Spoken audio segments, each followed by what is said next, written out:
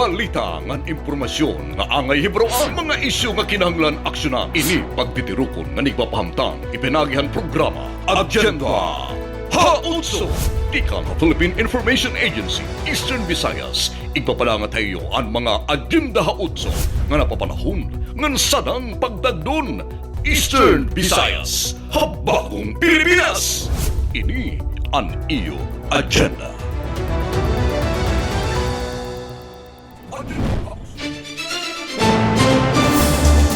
Halinyada han mga balita. PVOX nagpahimatngon ha mga LGUs han Region 8 han posible Big One nga linog. Gulay para ha barangay, gindarahan Office of the President ha kabarangayan han Tacloban City. DICT nag-oopreser hin mga paghagid para ha mga kapulisan nganhan ira mga kapamilya ha Southern Leyte.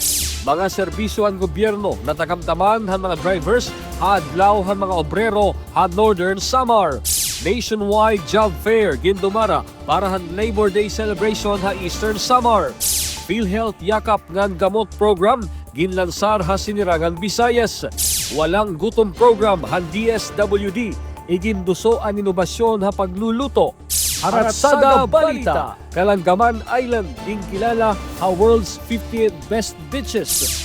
Mga pag-istudyo ng mas mabaskog na implementasyon ng mga palisiya, ginpapanawagan para han pagpreserbar han Leyte Saba Basin Peatlands. Abuse and Information Center, masobra 200,000 nga college students makakabenepisyo han bawat barangay makikinabang scholarship program. Ginhawa Bike and E-Mobility Loan Program, gino-offer han GSIS sa mga miyembro. Istorya panlawas, hypertension, pag-iistoryahan. Mga detalye, hanaton mga balita, masunod na! Maupay nga oras mga kasangkayan, inihan amon ika-15 nga edisyon ng Season 2 ang Agenda Hautso. Inaaton tanaada ka mo, maupay na kahimtangyan na. Ako Federico Meres. Katapos pa lang ang gimbay o ginda kung alinog ang kaudgan nga partehan aton rehiyon, pero din nga Agenda 8, diri kita mapabay og hapanuyo, makaghatag hing mga balita nga impormasyon para iyong atanan. Ako, Steffi Libarios. Tutok permi hamon kada semana nga edisyon han Agenda Hautso. Gan permi niyo makikita na Facebook pages han Philippine Information Agency Eastern Visayas. Ako, AJ Espinosa. Agenda Hautso ini masusundan ang mga istasyon ng Radyo Pilipinas Calbayog, Radyo Pilipinas Sogod, ng Radyo Pilipinas Borongan. Upod pa han 94.9 Infinite Radio Villaba, ng 94.5 DYRK Radyo Calgara, Hakarigara, Leyte. Ini Jane Sanyanugay, ini an EU. Agenda Hautso, Year 2. Agenda Hautso.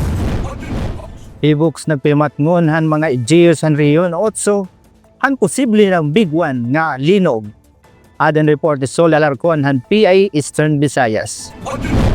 Kailangang maghanda ang Eastern Visayas for a bigger one. Okay? At hindi lang one, it's many one. Kaya ko siya nilagyan ng S. You have to prepare not only for one scenario, you have to prepare for multiple scenarios.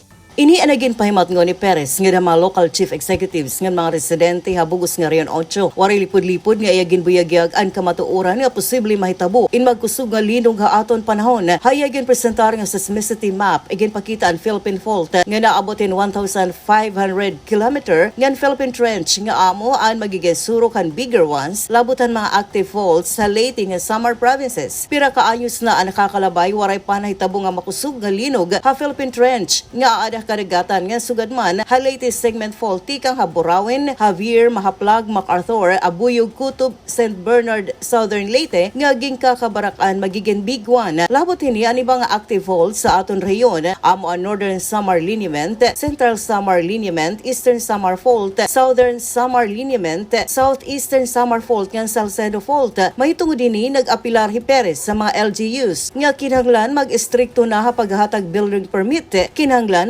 Makakatindog lagi hapan building bisan kon intensity 8 ang linog para malikyan ang kamatayan kasama dahan mga tao. Kung manunumduman nga di dahan naglabay nga adlaw ginbay og palakitahin 6.0 magnitude nga linog, diin kasagaran na aton ni nagkalilisang salit kinahanglan gud nga maging preparado kita nga tanan. Tikang happy ay Eastern Visayas, Sol Alarcon ini ang iyo agenda ha 8. Gulay para ha barangay gindara han Office of the President a kabarangayan han Tacloban City. Adin akong report. Tunito nila dahil presko ang otanon ang gimpadangat ang Office of the President para mga residente hatayaw nga mga barangay ha syudad ng Tacloban ngan Eastern Samar. Usa ka adlaw mahumanan usa ka adlaw nga mabinungahon nga pagbisita ni Presidente Ferdinand R. Marcos Jr. ngan hihariyon. Pinutos-putosin mga otanon, direkta nga pinamalit ang mga parguma ang nakarawat ang mga residente ang barangay Santa Elena, Old Kawayan, Paglaom ngan Salvacion ang syudad ng Tacloban. Maabot 1,500 naman ng mga residente amo nakatagamtam ang pareho nga masustansya nga utanon didto hay Porlos, Eastern Samar. Dako naging pasasalamat ang mga residente hini nga utanon hinlabihayan na nga panahon nga mahal ng parapliton nga nagitaas gihapon ang pamasahe agud lamang kapamerkado ngan makapalitin pagkaon na kinadaadlaw. Hindi rin na kami mapalitin utanon nga utanon kasi yan na mahal.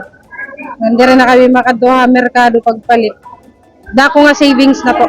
Damo salamat po talaga kay Dako po ito iningabulig haamon. Kaya di rin na po kami masyadong magasto, lalo na may daripulyok, may tarong, kompleto na po, may dasibuyas. Damo po nga salamat po talaga. Dako iningabulig din ha katawhan.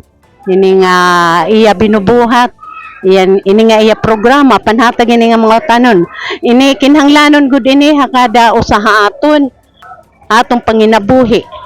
Aton adlaw-adlaw nga wanha atong pagkaon. Panuyo naman han palasyo nga mabuligan adton mga parguma nga mapalitan era mga utanon direkta maumhanan agud maibanan ng era gastos pagdarahang produkto ngadto merkado nga nakakadugang han pampresyohan. Labot lahini tumong gihapon ang inisyatibo nga mataggan hinayuda adton mga residente nga apektado han pagitaas ang presyo han parapliton haluyo han pag-alsa ang presyo han gasolina. Dako liwat na naging pasalamat han mga kapitan han mga barangay hini nga hinabang hinlabihan niya na nga mapaso ang panahon nga makuri ang pagpatubo hinutanon. Ang taon, mahirap kasi yung mga vegetables dito kasi mainit yung mga tanim dito, hindi na bubuhay.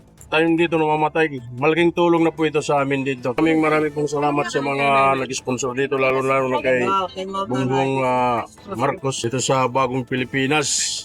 Thank you. Kami rito ay na-priority. Tika nga Philippine Information Agency Eastern Visayas, sini Steffi Liborios. Ini ang iyo agenda ha 8. DICT nag-oopreserhin mga paghagid para mga kapulisan nga nanira mga pamilya sa Southern Leyte.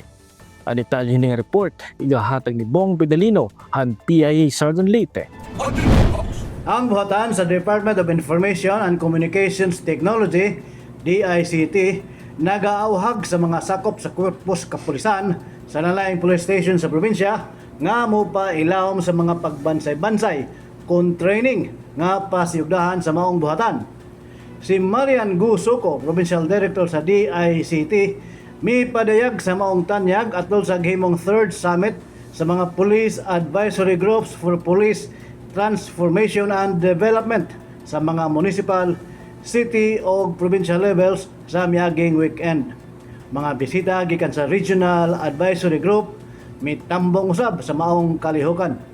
Si Gusuko kinsa bag-o pa lang napili isip pango sa Provincial Advisory Group for Police Transformation and Development kun PTD nagkanayon nga bisan mga sakop sa pamilya, mga anak sa pulis, mga ig-agaw o paryente mahimong mag-training sa DICT alang sa ilang personal nga kalambuan.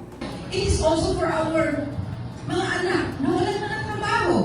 Our honorable from the first district is here. Why not sponsor another training na for the mga anak, for mga relatives sa atong mga PNP na wala ng trabaho. DICT is here. Free ang among resource person.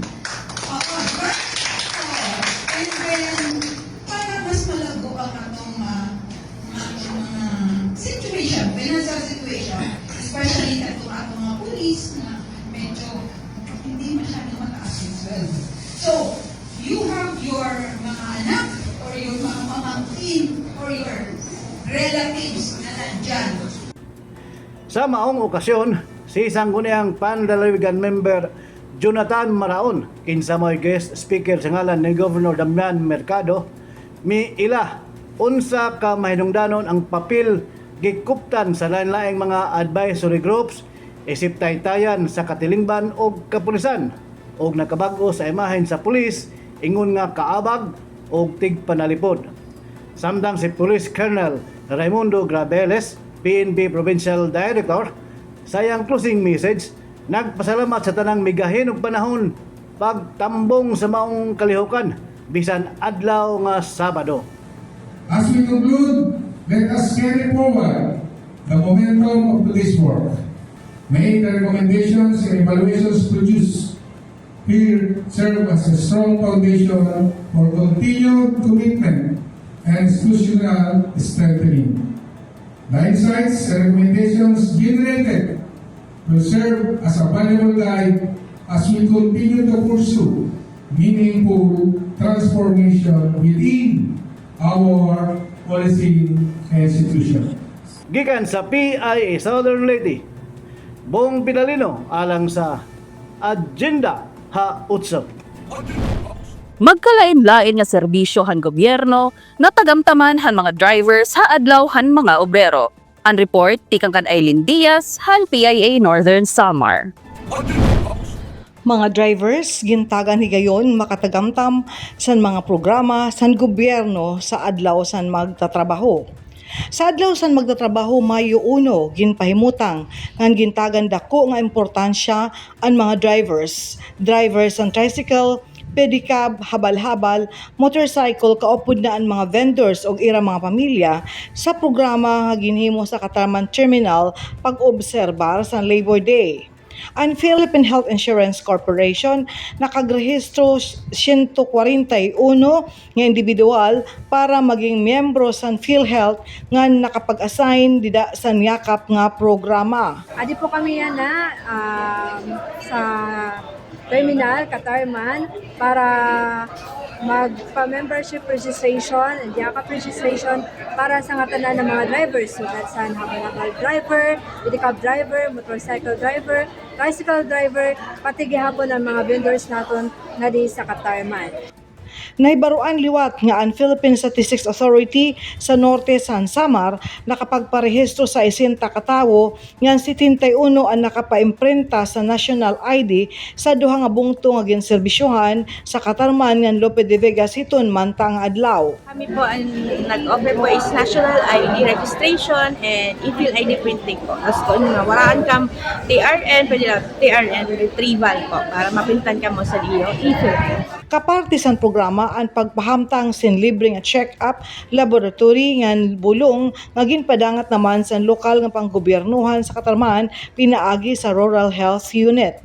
Nagpahayag sin dako nga pasasalamat si Mr. Pepito Opinia, ang chairman sa UEP Katarman United Tricycle Drivers Cooperative sa higayon nga ginhatag sa ira makarehistro ngan makatagamtam sa programa sa PhilHealth kundi sugad niya dako ang bulig dirila sa mga miyembro o drivers pero kaupod na ang mga pamilya nira nga diri na sobra mabugatan kung kinahanglan asistensya pagtagapan lawas. Libre daw kuno sini ang bulong.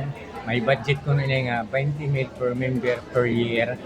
Tapos sa mga laboratories, libre. Labi na ko dyan nga kapuris ang panginabuyan, pangurin pangkwarta. Sanglit kita nga mga kablasanong kinahanglan ko umapi sini nga programa sa gobyerno. Kikang sa Philippine Information Agency, probinsya sa Norte San Samar, ini sa Aileen Alazon Diaz para sa Agenda Ha-8.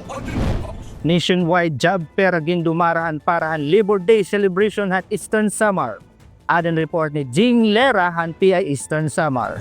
Kapag selebrarahan ika-124 ng Labor Day, formal nga gindansad han gobyerno probinsyal han Eastern Samar hapakipagsumpayan sa Department of Labor and Employment an usa nga dako nga job fair yan nga adlaw Mayo 4, 2026 sa Capitol Gymnasium, Syudad Borongan. Ini nga inisyatibo ay nagtutuyo nga pahaluagon an oportunidad ha trabaho para han mga istihanon. Pinaagihan pag-abrihin sobra 1,500 nga job vacancies.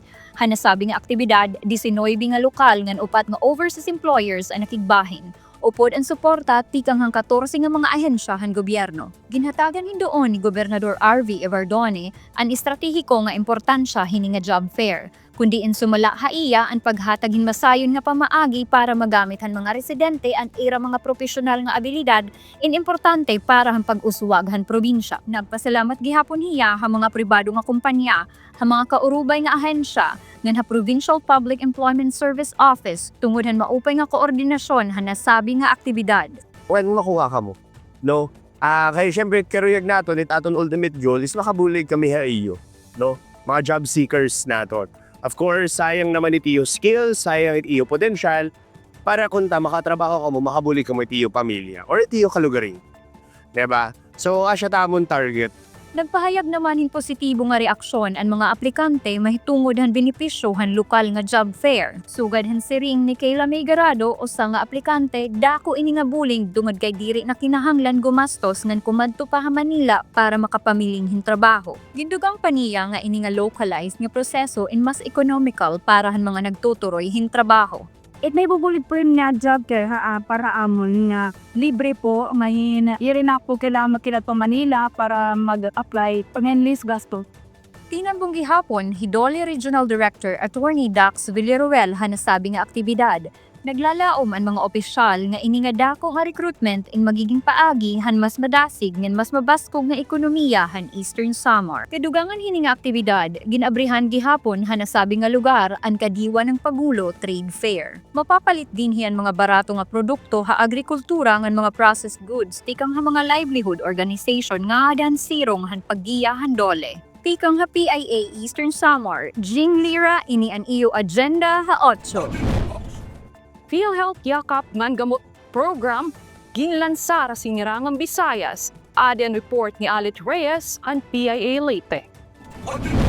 Formal na nga ginlansaran Philippine Health Insurance Corporation o PhilHealth din na sinirangan Visayas ang programa nga yakap para sa manggagawa nga ng gamot o Guaranteed and Accessible Medications for Outpatient Treatment. Dida naglabay nga Mayo 1 hapag sa linurog nga adlawan mga obrero, ginopreseran PhilHealth ang yakap para sa manggagawa agud mapahirani ang serbisyo panlawas sa mga magtatrabaho, mapribado man o gobyerno. Daragyapon ang yakap ana pareho nga libre nga konsultasyon ngan libre nga laboratory examinations ngan screening parahan magkalinlain nga sakit. Kinahanglan lamang iparehistro ang mga PhilHealth numbers pinagyan eGov app o di man nga ni direkta PhilHealth agud makapilin partner clinic o hospital kundiin mapakonsulta. Naton man gud yakap nga program pinaka-importante ni nga feature consultation. And then may kita pag-prescribe o pag-order hi doktor kung kinahanglan ng mga laboratories. Kaya may naman kita libre nga mga laboratory procedure 13 ini nga tanan. Ngayon may ada kung kinahanglan talaga hi cancer screening.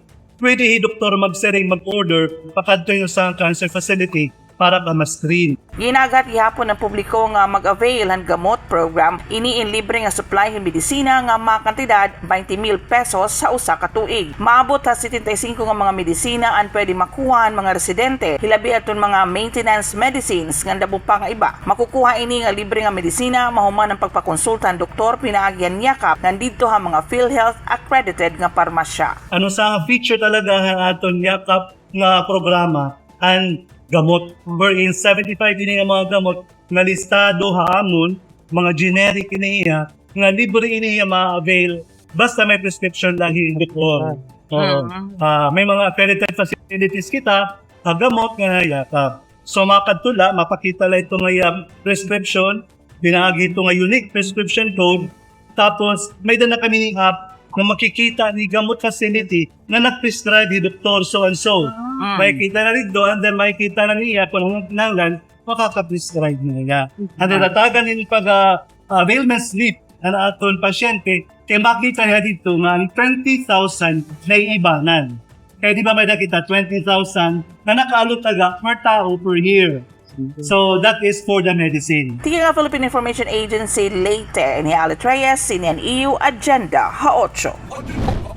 Walang gutom program han DSWD, iginduso ang inobasyon na pagluluto. Ang detalye ni nga report ay hatag ni Jasmine Kate Agosto han PIA Leyte. Samtang napapabilin pa nga isyu o problema ang kakulangan hin pagkaon din hiya sinirangan Visayas, nagdumara ang Department of Social Welfare and Development o DSWD han walang gutom kusinero cook-off challenge kumo kaparte han tinuig nga Innovations Caravan. Sumala kan DSWD Undersecretary for Innovations Eduardo Punay, panuyo hini nga buhatan nga maengganyo ang katawhan nga maghimuhan era kalugaringon nga timpla o naiiba nga pamaagi hin pagluluto ngan mamintinaran nutrisyon han pagkaon bisan halimita nga mga gamit. We are investing in human capital and sinisigurado natin sa mga programang ito na makakatayo ang mga benepisyaryo sa sarili nilang mga paa. Dito po nasusubok ang kakayahan at kaalaman ng ating mga benepisyaryo na kanilang natututunan sa ating buwanang nutritional education sessions. Unom kapotahi anay presentar, tikangan unom gihapon nga mga probinsyahan rehiyon, ngan kada tagsahan ay ginluto in may ada magkadiridilain nga cultural identities. Ang nagdaoghan cook-off challenge in tikang Halimasawa, Southern Leyte, nga nakapresentarhan gintatawag nga relyenong pusit with malokbawaka veggie medley nga ginhaluan in squid, garlic clove, onion, bell pepper, ground pepper, salt, oyster sauce, calamansi, egg, malunggay, string beans, okra, squash, kangkong leaves ngan cooking oil. Labot lahan pa isan-isan, ang Innovations Caravan in nagpakita gihapon in pipira nga mga booth kundi in ginbida ang mga programahan DSWD sugadan taraba sa program, pag-abot program ngan iba pa agud madara ini nga programa direkta mismo hakatawhan ngan agud madagmit lahira matagan hinhigayon. Dara gihapon han nagpapadayon nga crisis an aton nasod ginkumpirmahan DSWD nga may ada target nga 68,400 nga mga pamilya tika nga 143 nga mga bungto ang matatagantikang han walang gutom program habugos nga rehiyon. Tika nga Philippine Information Agency Leyte, Jasmine Kate Agosto, ini ang Neo Agenda Ha-8. Haatong Ratsada Balita yan na. Kalanggaman Island, ging pakilala ha world's 50 best beaches.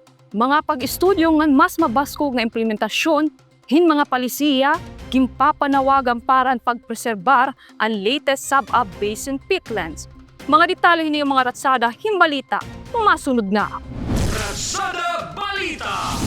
Ginkilala ang Kalanggaman Island como world's 50 best beaches sa pinakauri nga survey hini han mga pangunang nga beach destinations sa bugos nga kalibutan. Ada ha ika-25 nga pwesto ang Kalanggaman Island sulod din 50 nga mga beaches kundiin ang pinaka numero 1 amo ang Intulala Beach nga dinhi gyapon makikitan ha Pilipinas. Dako naging kalipay ang Department of Tourism hini nga pinakabago nga pagkilala haluyuhan ira paningkamot nga maging panguna nga tourist destination ini nga isla ngan permi nga mabisitahin mga turista agudiwat makabulig nga ekonomiyahan bungtongan han probinsya. Sumalakan DOT-8 Regional Director Karina Rosa Chopez nga mas dako ang dungo gini nga pagkilala hilabi nga iniin nabugos pinaaging survey hin mga grupo hin mga turista ngan mga organisasyon nga mismo nagbibisita ang lugar ngan nangangaregsignon iniin napili dili tungod hin popularidad kundi tungod han iya natural nga kaanyag. Sumala naman han mga opisyalis lokal ang Palumpon Leyte kundi nahimumutang ini nga isla padayon ang ira paningkamot nga bisan haluyuhan pagdamo han mga mabisita ngan mga turista ini nga isla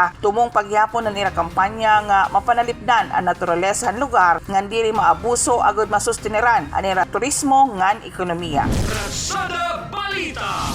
Gindudusoyanahan International Institute of Rural Reconstruction o IRRR ang mga pagstudyo para hinandam nga surok hin impormasyon ngan mas malig-on nga mga polisiya lokal hapag preserbarhan latest Saba Basin peatlands. Sumalakan Leo Christian Lauzon, Grants Manager and Project Luyon, nahirain nag-abri hin mga study grants agud makapamiling hin mga pamaagi mahibalik ka orihinal nga kaimtang ang masubra 2,000 ka hektarya han peatlands ha mga bungtuan Santa Fe, Alang-alang, San Miguel ngan Palo. Aminado ang IRRR nga damo nga ayat ang ira ginatubang ha ira ginudumara nga conservation efforts ngan siya dinhi amo ang paghimuha hini nga agrarian reform area ngan pagdistribuer ha mga parag-uma kundi diri man natatamnan ha maihan na nga panahon mahitungod ang pagiging luyon-luyon han tuna. Ang peatland nga nagsiserbi unta nga catch basin hatak na hin mga uuran hindi rin na nakakagpunduhin tubig mahitungod han gin panbutang ha maihan na nga panahon nga mga pawasan o drainage hin tubig ngan lugod yan na nagiging hinungdan han pagbabaha hini ini nga mga lugar durante induro nga uuran. Halihini dako ang paglaom han IIRR nga mahibabalik pa ang naturalesa han Leyte Saba Basin peatlands nga importante ang papel ha disaster risk reduction, ha ekonomiya nga ha biodiversity conservation.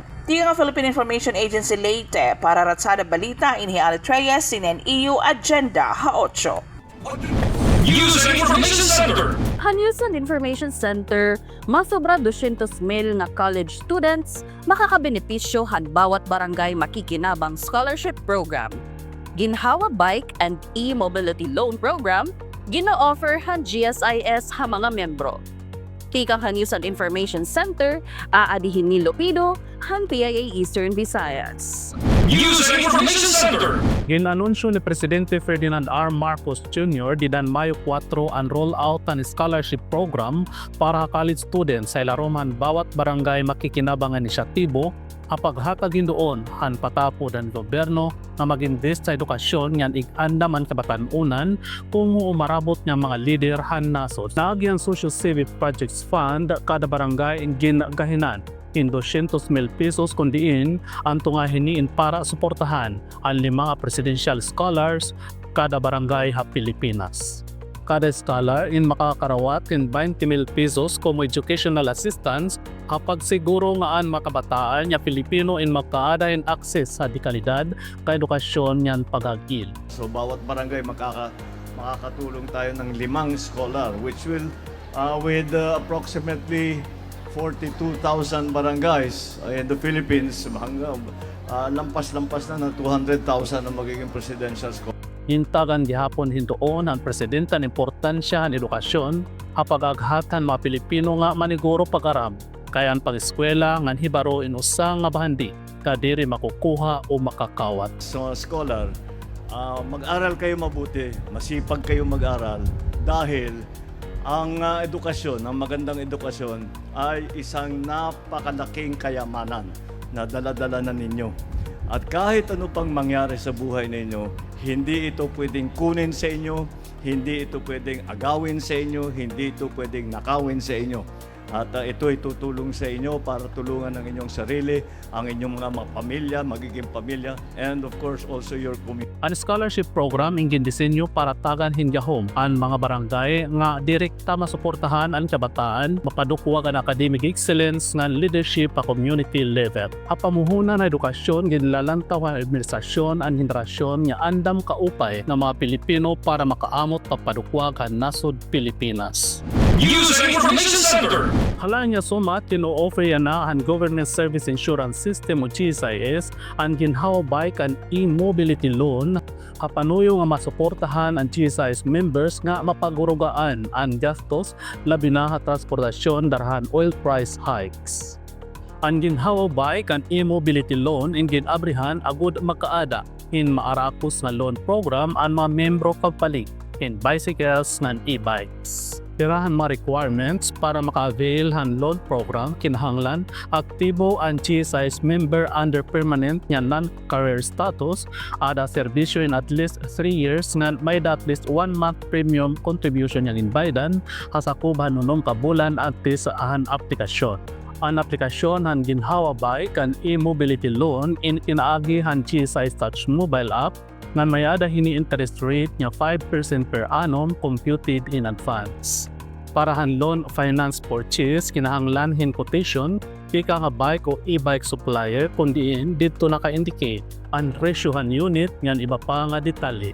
Kung reimbursement niya paagi kinahanglan lahin official receipt o sales invoice. Pwede maka-loan to ba maximum nga 300,000 pesos ngan ang loan term in tulo ka tuig o 36 equal monthly installments ngan may ada na hini free personal accident insurance coverage. Ikang hanyo sa Information Center han PIA Eastern Visayas ini hinil dalit Lopido man ini ang iyo agenda ha 8. Istoryahan Panlawas. Magpapadangat ang mga bagong impormasyon nga nakakaapekto han kahimsog hanaton Panlawas. Istoryahan Panlawas. Mga impormasyon ang mga tambal o paglikay han mga magkarinlaing nga mga sakit nga nakakabalaong ha Panlawas ang mga tao. Iyo may babatian.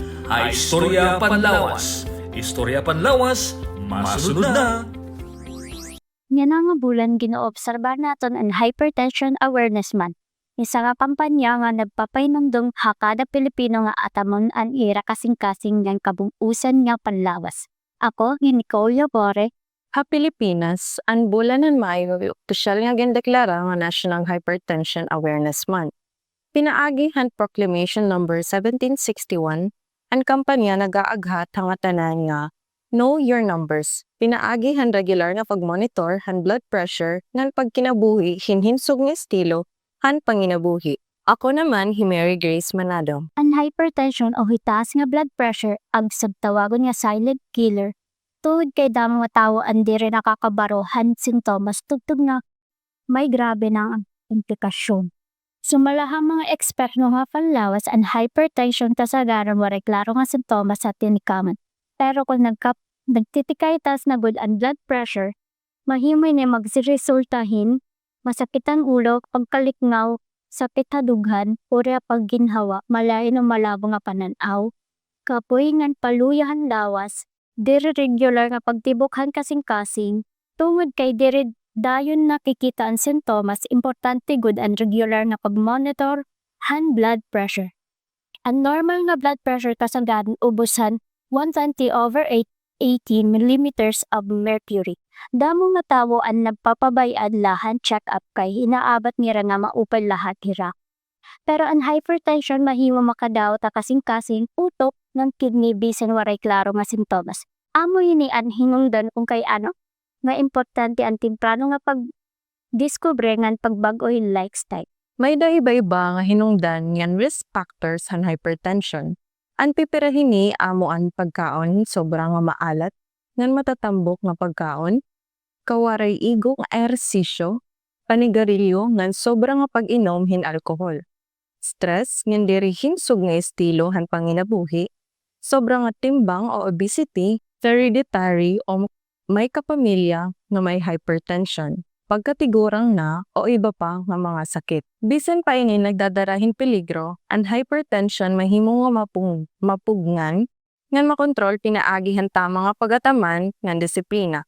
Padayon nga gimpapahinumdom han mga health authorities nga ang simple nga pagbago ang lifestyle mahimo makataluwas hing kinabuhi.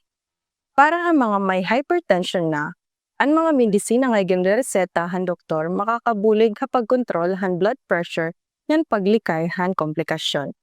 Ang temprano nga pagtambal nakakaminus gud han peligro han stroke, heart attack, ngan kidney failure. Samtang ginoobserbaran natin ang Hypertension Awareness Month, hinaot hinumduman natin ang importansya ng pag-ataman han atong panlawas antes pa maging orhean nga tanan. Aghatan natin ang atong pamilya ngan sangkay nga magpa-check up, maging aktibo ngan kinabuhin ninsug. Simple pero makusog ang mensayan kampanyan Know Your Numbers and pagkahibarohan im blood pressure yan nga mahimo baka talwasan imo kinabuhi bubas. Iyo pala nahibatian ang pinakaorhe nga informasyon bahay ng paghirot ha mga sakit. Naghihinap kami nga kamuin magpabilin nga himsug ang panlawas ngan makabulig ha pagbukwag han ating sosyedad. Magpapadayon kami nga paghatag nga iyo hin mga impormasyon nga may kalabutan ha mahimsog nga panlawas ngan paunan o malikayan ang mga sakit. Dapat healthy para happy, tikang Philippine Information Agency, Eastern Visayas, ini Mary Grace Manadong. Nanako naman, Nicole Yabore para Historya Panlawas. Ini ang iyo agenda ha otso. Sumat panahon! Duha nga low pressure area anya naging babantayan han pag-asa. Bisan na layuhan ka mapingit han panahon, ini nga low pressure area ingin babana-bana nga makakasulod ha Philippine Area of Responsibility yanang nga simana. Kundi aduha nga LPA usa dinhin may adada ko katsansa nga mahimo nga bagyo nga posible makapekto han panahon sulod han nasod. Hapag kaya na marog nga rason ha kamapaso han panahon amo ang easterlies nga hangin nagtitigang ha Pasipiko ngan ginbabana-bana magpapabilin pa ha masunod nga mga simana. Sagdong niya na ang pag-asa nga samtang mapaso ang hangin nga nagdudurot ang pagitaas ang temperatura amuan protektahan ang kalugaringon hasirak nga naduro nga kamapaso ang panahon. Uminom hindamo nga tubig nga gumamit hinpandong o di man ngani payong kung magawas sa kasirakan. Para kadugangan nga impormasyon halakat ang panahon, ginabi-abi ang pamati nga pagbantay ang mga impormasyon ang mga otorisado nga surok sugadan pag-asa o di man ngani haiyo lokal nga DRRM office. Ika nga News Bureau han Philippine Information Agency Eastern Visayas ini Herobin Miñano para sumat panahon. Ini ang iyo agenda hautso. Sa gunson na ang pagdeklarar han stable internal peace and security condition hay mga parte han Eastern Visayas. Inakabago hini ang bug-os nga probinsya han Southern Leyte.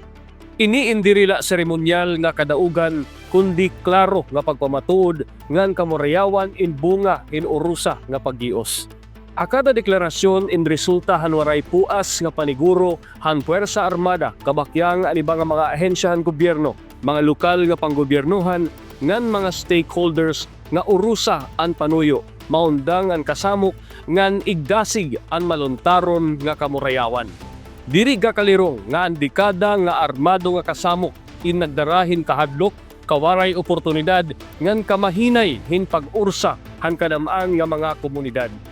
Ang pagkilala como stable internal peace and security condition indiri pa ini katapusan han kasamok kundi ini pag-abri pala hin bag-o nga bahin han pag-uswag. Kung may kamurayawan nagiging posible ang matulanoy nga pagpahunob ang mga serbisyo ha komunidad, pag-inganyo nga sumulod ang mga mamurhunan ngan ang pag-uswag han kinabuhi han mga katawhan. Importante han deklarasyon ang pagpirma han Memorandum of Understanding usa nga kongreto nga pitan agud paring unon ang sumpayan han durodilain nga mga sektor. An MOU indiri la dokumento iniin usa nga saad nga padayon ang kooperasyon pagbantay han kamurayawan ngan pag-undong inklusibo ngan sustainable nga pag-uswag han mga bungto, syudad ngan probinsya. Haloyo hini nga kalangpusan diri liwat magiging kampante. Ang kamurayawan indiri padulngan kundi padayon nga proseso. Kinahanglan ang padayon nga pagbantay, pakiurusa han komunidad ngan ang pagtagad han ugat ang kasamok sugad ang kakablasan, paghikawi ni lokasyon ngan ang diri patas nga oportunidad ha kinabuhi. Unstable internal peace and security condition in simbolo hin paglaom nga ipinaagihan pagkaurusa, posible nga mabalyuan ang kahadlok hin pagtapod ngan ang kasamok hin pagkaintindihay ngan pagkasarabot. An ayat yan na inkuntiponando magpapabilin ngan magpapahilarom na ang tinuod nga matatagamtaman ng kada Pilipino, akada adlaw ang tinuod nga kamurayawan. Para han editorial, ako Herayan Arinto, ini ang agenda haotso. Iyo pala himbatian ang pinakaoring impormasyon ngan solusyon. Sugad man mga programahan gobyerno nga nakakabenepisyohan mulupyo. Damo nga salamat haniyo pag-upod haamon hini na edisyon. Kami nagpapabiling nga ada sentro han mga balita nga naksyon parang katawhan han rehiyon. Hasta sunod ngay gayon. Ini ang iyo Agenda Haotso Year 2. Salamat haniyo pakigurusa ha Agenda Haots, ang programa nga nakatutok ha mga balita, impormasyon, ngan solusyon kasugbong ang gobyerno para ha kauswagan han panginabuhi han mga mulupyo. Tubtog ha sunod gayon Eastern Visayas. Habahong Pilipinas! Ini ang iyo Agenda.